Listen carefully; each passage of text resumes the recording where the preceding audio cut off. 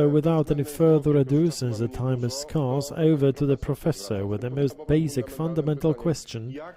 How do you see the year 2021? What is it that will stay with us permanently over 2021 from this pandemic experience? Thank you very much for the kind invitation into the discussion. Well, as of 2021, we are forecasting the growth of GDP by 3%, so it's not a spectacular rebound to the level of GDP from before the pandemics. Well, we are forecasting we may return in 2022. So those 2 years from the point of view of the economic growth will be lost. And now over to a couple of words on the long-term changes. The first such change is the reorganization of global value chains. The world understood how much it depends on China and will strive to diversify its suppliers. We say a lot on the model of China plus one, so one Chinese supplier plus one from other country. That is a chance for the Polish exports. The other long-term trend is remote work. And I think that after the pandemics, we will no longer come back to the old model working from home and working from office partly, so it will be a hybrid model. The hybrid model means that while sitting in Warsaw and Krakow, we'll be able to work for a company in the UK or a company in Germany. Only that from time to time we would visit the company office. That in turn means a chance for the Polish services export. Yet another aspect of the change of after the pandemic is going green. A year ago, COVID used to be a Chinese problem, now it's a global one. And I think it can be similar with the climate change. According to the opinion poll that we had in August this year, 30% of the Poles who answered were made aware of the climate change threat. So here, the social backing for fighting those changes will grow. Going green becomes an element of competitiveness. And I think many companies will understand quickly that investing into green innovation will pay off, since there's going to be quite a large demand for such investments. So summarizing, at this point the situation is not overly optimistic. However, in the longer run, this pandemic might give us some positives. Thank you very much, Professor. The year 2020 was the year where initially we dealt with the crisis by using the experience of the previous liquidity crisis.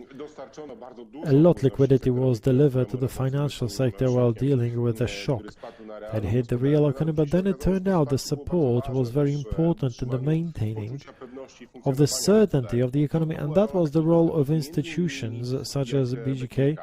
Mr. Chairman, sir, would you kindly tell us how much this role that turned out on the institutions such as BGK, on the public support institutions, will be the role to stay in the future? What will be the role of the institutions of the public support in this new economy? What are your forecasts for 2021? Well, good day. It seems to me the answer is relatively simple. The role will definitely not be lesser. It seems to me we are all aware of the very special role that we must play in maintaining this liquidity and giving rise to investments especially. We as the bank were involved in the very heart of the pandemic since the very beginning of this Shield Zero. We launched and we extended our existing programs of support. There is the minimis warranty as the new products from major companies are pay off. for percentages, and since the very beginning we were involved in this great anti-COVID shield we emitted for the purposes of the fund. We emitted obligations, we have financing, and right now this year we had over 90 billion zlotys that were paid into different sectors of economy by almost 80.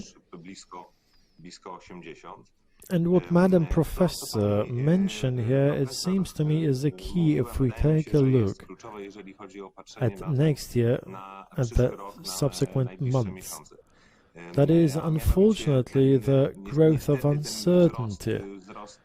No one is yet capable of estimating to what extent this second wave of crisis will be detrimental, will be to the Polish economy. Well, the statistical data in terms of industry is not as bad as one might have expected. On the other hand, the services sector is suffering quite strongly. All of that will be translated into the obvious deterioration of the financial result of the company, and which follows into the less active role in getting the financing. The banks will also find it more difficult to decide, on the one hand, the detrimental results for companies, on the other. Even in Poland, we are going into the minus or zero rates. And if we take a look at how this couples with the growth of regulatory requirements, both compliance and systemic ones, all of that translates into the sector finding things more difficult. Since the sector is going to find it more difficult, the more of a role for our cooperation, but also to our cooperation in the context of infrastructural institutional activities. And on the one hand, we mention here the support of a strictly public, state-owned issues such as the COVID, but also the infrastructural movements in the business private dimension, such as the Tri-Seas Fund, which was initiated by us, but it has a strictly business-wise dimension directed at the realization of investments in infrastructure in Poland and in the region. And it seems to me that this path of cooperation, of concentration on giving rise to investment in infrastructure, but the cooperation of both between all the sectors, the public, the private, and others, but also the international cooperation, what you mentioned, Madam, this China plus one model, is an actual opportunity for us, especially for us in Poland, but also more broader for our region. Thank you very much. You did use a couple of words which in a way define the way that economy functions right now. You mentioned the role of infrastructure, not only the real one where we invest, but also financial institutions as the infrastructure of the circulation for economy. So let me go over to Leszek, Skiba. Mr. Chairman, sir, Paweł Nierada mentioned this demanding regulatory environment. That's also quite demanding in terms of the rates for financial institutions. This undermines the traditional area where banks could earn the money. This is what the thing is right now. So how do you see, sir, the role of banks in this new economy? To what extent are they becoming the companies actually dealing with swapping of their public support, and where is the business going to be for them in 2021? How have we constantly redefined the role of financial institutions? What is the role of banking leaders now, and what are your thoughts for 2021? Good day. That's a very interesting question as it pertains to the future of the banking sector, but also the way that the banks could support Polish economy. And I think it was mentioned quite a lot by my two predecessors, especially it is mentioned that the regulatory environment is difficult, and that means providing that the rates are here to stay for longer, for at least a couple of years, Well, if we take a look at the Spanish sector, then this quite strongly means, on the one hand, the process of consolidation in the way that we limit the costs, and the costs are of functioning are always there to be limited, and in the way we can also see the reduction of the networks as the sector as something that could limit the cost of the sector. But on the other hand, what is well worth remembering is that banks learn, especially those who are open to the corporate sector, or the banks where half of our assets of Pekao BP are companies, and definitely this is where we can say when 50% we are supporting our Polish companies, while this proportion is larger with us and with our competitors. And generally, the key phenomenon which we see is the fact that we should continue financing the Polish enterprise, being active, supporting them. But the matters of profitability and competition actually mean it is much easier to open out the financing through the bond mechanisms. That is, someone comes in need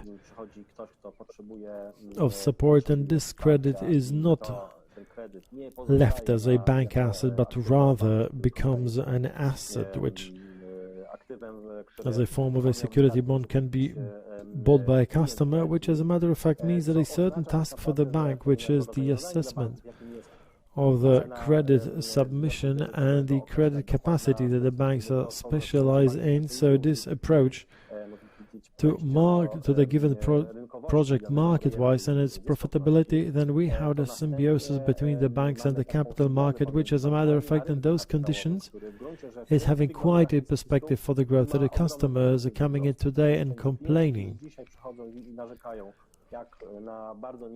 on the low miele, below zero rates of deposits, and very often minus ones. They would have more possibilities, and in the conditions of more and more often investment into the safe assets, and I think this trend will grow over the years to come. This is well worth remembering, that the role of the bank from this point of view should be changed, taking into account the competences of the bank, which is the financing of the project, but not necessarily from this way of a traditional credit. So, Mr. Chairman, sir, would you allow me to specify, because I can understand you can see the role of financial institutions such as banks and this demanding regulatory environment and microeconomic environment as an institution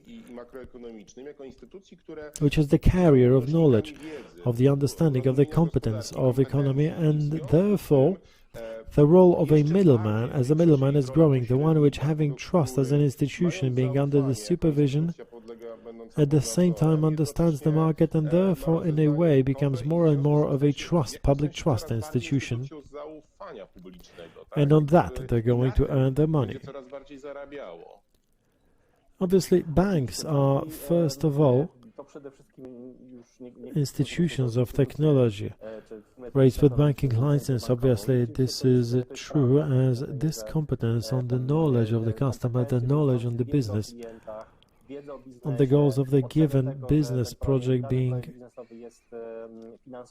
bankable, that is, to be financed, and then in a credible way this credit becomes a way to emit bonds. This is the possibility of supporting the capital market, but this knowledge of the bank must always be used, because there is always the need for somebody who's the middleman and who will vouch for the given transaction with their credibility. Thank you very much, Bartosz. Ciolkowski, moving over to yourself, sir. Since outside of the question I've been asking to all the panelists, that is on your focus on 2021, I must say that the year 2020 was the year where we had many a winner. This transformation that Madam Professor mentioned at the beginning, the transformation of the labor market, of the reality that is here to stay, is clearly visible when we take a look at the stock market quotations of many companies and the behavior of the sectors and the developments before the green economy also give hope for these. So the question is how, but when seeing these perspectives for 2021, do you see the role of financial institutions? Where do you see these winners in the future? To what extent the success of certain sectors in 2020 will be long-lasting also in the economy of the future, and how therefore should the leader, the manager, behave, not only the one who is standing at the fore of the organization, but also one of these who perhaps are listening towards the managers, the leaders, the students, who want to find a place in this economy of future, where therefore in the future will the place of development be. Good day, ladies and gentlemen. First of all, let me concentrate on the issue of 2021. However, my predecessor mentioned a lot on that. I did see the research that Mr. Piotrek was presenting for the Polish Economy Institute, where the leaders of banks in Poland were asked as to the perspectives, especially in the context of coronavirus, that they had for the next year. The results are quite interesting. Everybody keeps saying that the pandemic aspects is there to stay for the next year. I would like to be more of an optimism, making my bet for especially the end of the year, being the element of growth that we are mentioning here, since we are having a stabilization related to the increase of security. But, well, we'll see how it goes. We hope that the sphere of dreams will be possible to be realized in reality. However, in terms of this aspect of leaders, the final part of the question, well, let me put it like that. For leaders, there's quite a challenge, as we need to remember we are only humans. And this digital contact is not necessarily written down in our DNA. We keep exercising on that, and we did have the meeting with the chairman, Major Bank, where he's now moving over to the supervisory board and seizing his function as the chairman, and he said the further the leader goes in, the less of an influence he has on the current situation, because he relies on his people, and his role is brought down to those people wanting and doing everything they can, best they can. And now in the pandemic times, it's very difficult to grasp the basic things, such as the online contact with the employees, such as the feedback. It is very important for the whole information to work efficiently, and therefore we need to devote some more time to the current situation we have, and what used to function properly should be reorganized in such a way that after the pandemics we don't wake up to a large issue of human resources lack and huge demotivation. The other aspect of the leader is, of course, making the bet onto what could give us the good aspects of the future growth, and here digitization. The chairman here mentioned that banks are technology companies. Absolutely, this is the element. So right now it's about the technology, and the technology is much more difficult expressing your emotions, because emotions are for people. And now let me add this fintech aspect which appears here. I think the time to be is going to be the time of the construction of these emotions and the remote electronic channels and the attraction of customers, especially by the retail banks, in an entirely new way. Thank you very much. Let me come back to Madam Professor here.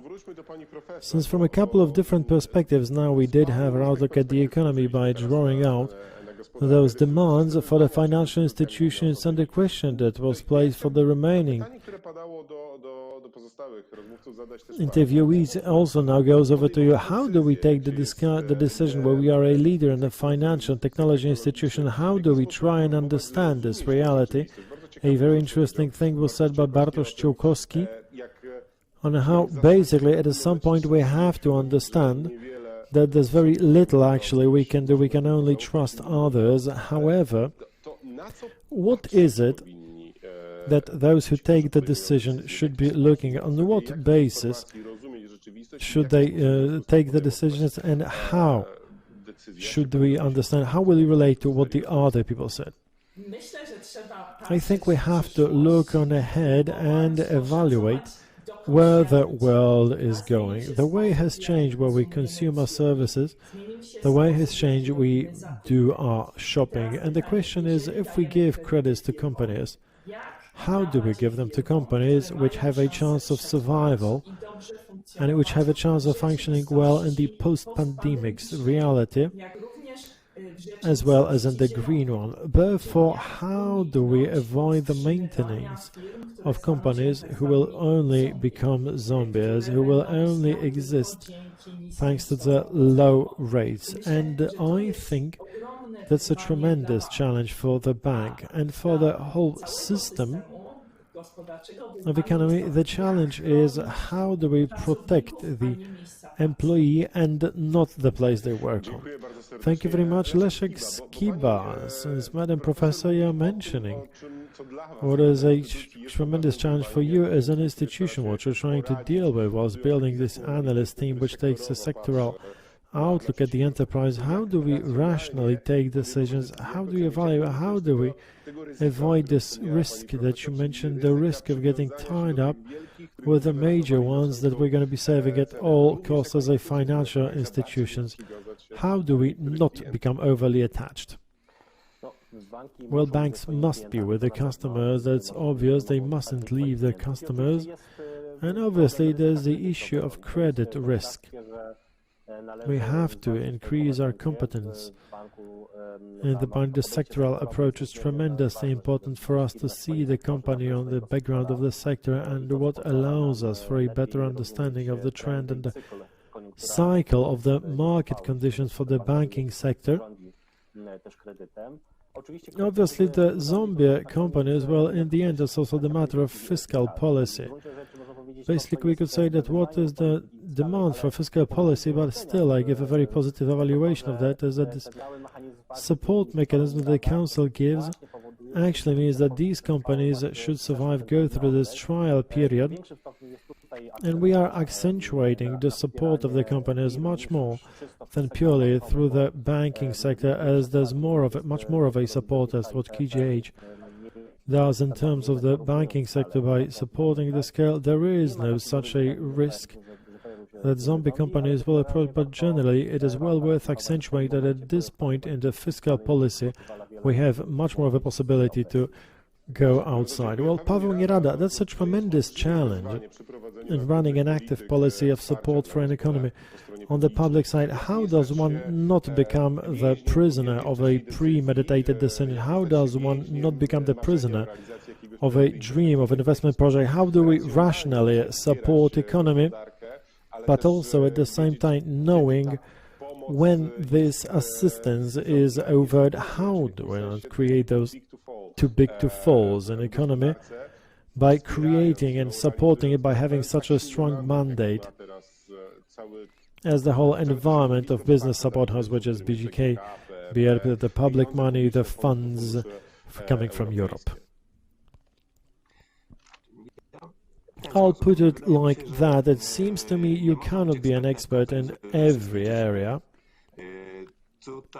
And here, from our perspective, from the perspective of the development bank, I think I'd rather come back to this keyword of cooperation. We are a financial institution, we are a bank.